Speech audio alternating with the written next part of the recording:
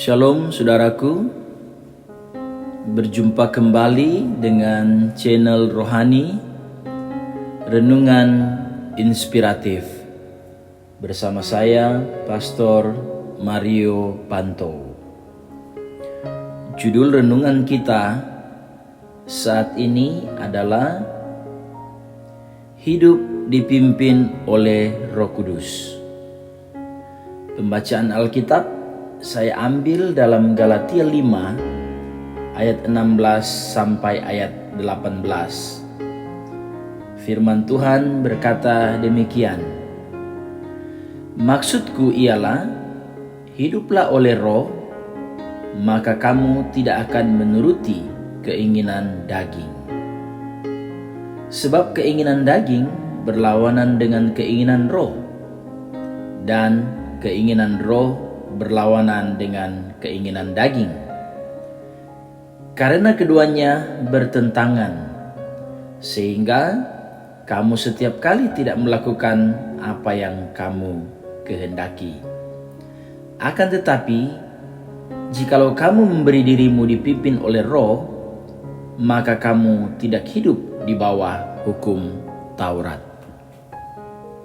Saudaraku yang kekasih, Paulus berkata bahwa kehidupan Kristen adalah kehidupan yang dipimpin oleh Roh Kudus.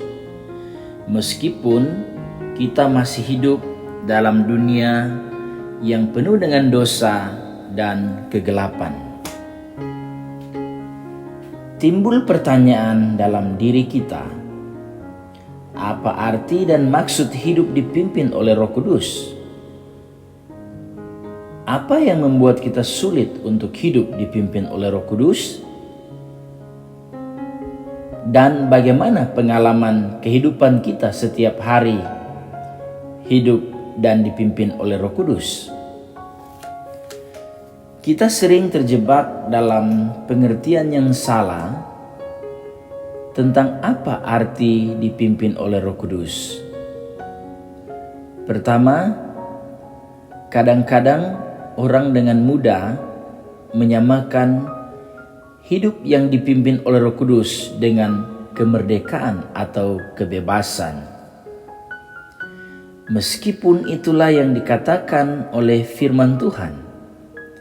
Namun, jika kita mengartikan kemerdekaan itu sebagai tidak lagi diikat oleh peraturan-peraturan atau ikatan yang bersifat jasmani dan ikatan-ikatan yang mengatur hidup kita.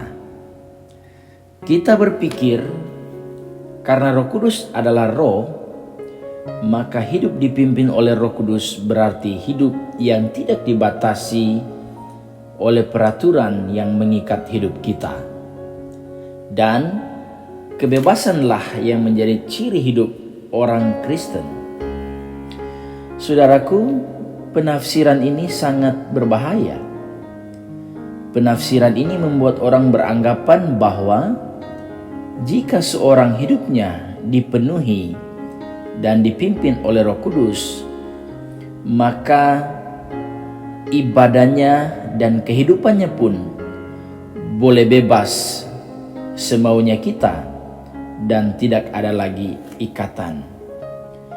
Demikian pula kita sering beranggapan bahwa jika dipimpin oleh Roh Kudus, hidup sehari-hari tidak perlu mempunyai peraturan-peraturan yang jelas, tidak perlu mempunyai pimpinan yang jelas. Orang itu mengalami kemerdekaan dan kebebasan yang sesungguhnya berdasarkan apa yang kita mau. Bisa jadi kebebasan itu akan menjadi kebablasan dalam hidup kita. Dan inilah yang sangat berbahaya, saudaraku. Namun, Paulus tidak bermaksud seperti itu. Jika pada Galatia 5 ayat 1, Paulus mengatakan supaya kita sungguh-sungguh merdeka, karena Kristus sudah memerdekakan kita.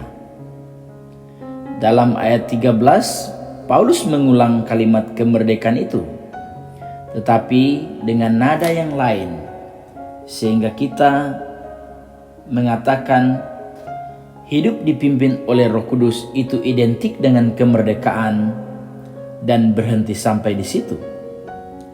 Kita akan terjebak dalam tipuan yang mempersulit hidup kita dan berjalan di jalan yang tidak sesuai dengan kehendak Tuhan. Ayat 16 sampai ayat 18 yang sudah kita baca, Paulus meneruskan kembali pembahasan ini. Dia mengatakan, maksudku ialah hiduplah oleh roh. Kata hiduplah di sini dalam bahasa aslinya adalah peripateo. Maksudnya adalah bagaimana kamu membawa seluruh tata cara, kebiasaan hidupmu, seluruh tingkah lakumu dipimpin dan diarahkan oleh Roh Kudus. Maka sebetulnya pertentangan di antara daging dengan roh bukan hanya pertentangan dalam diri pribadi kita sendiri, bukan berhenti hanya dalam pergumulan diri kita sendiri yang tidak habis-habisnya, tetapi pertentangan itu juga tampak keluar. Kita harus menyadari bahwa peranan Roh Kudus dalam kehidupan orang percaya sangatlah vital, sehingga kita harus menerima Roh Kudus bekerja dalam hidup kita. Saudaraku, kita harus hidup oleh Roh, yaitu dengan cara menggantikan perbuatan daging kita dengan perbuatan yang menghasilkan buah roh. Baru kemudian setelah itu kita bisa sampai pada tahapan yang dinamakan hidup yang dipimpin oleh Roh Kudus. Kesimpulannya adalah hidup yang dipimpin oleh Roh Kudus adalah suatu keharusan bagi setiap orang percaya, dan supaya kita bisa hidup dipimpin oleh Roh Kudus, maka kita perlu menyadari bahwa peranan Roh Kudus sangat penting, sehingga kita harus menerimanya. Kemudian kita juga harus hidup oleh Roh. Itu semuanya perlu kita lakukan agar hidup kita bisa dipimpin oleh Roh Kudus. Demikianlah renungan singkat kita hari ini. Mari kita berdoa. Bapa di surga, kami mengucap syukur untuk kebenaran firman Allah dan renungan yang sudah kami dengar hari ini. Membawa kami semakin mengerti, memahami bahwa hidup kami harus dipimpin oleh Roh Kudus. Terangi mata hati kami, beri kami kekuatan, dan biarlah Roh Kudus berkuasa sepenuhnya dalam diri kami, sehingga kehidupan kami dipimpin oleh Roh Kudus. Terima kasih, terpujilah nama-Mu. Inilah doa kami, di dalam nama Tuhan kami Yesus Kristus, kami sudah berdoa dan mengucap syukur. Haleluya. Amin. Silakan like, share, komen, subscribe channel ini, serta nyalakan lonceng notifikasi. Tuhan memberkati kita semua. Shalom.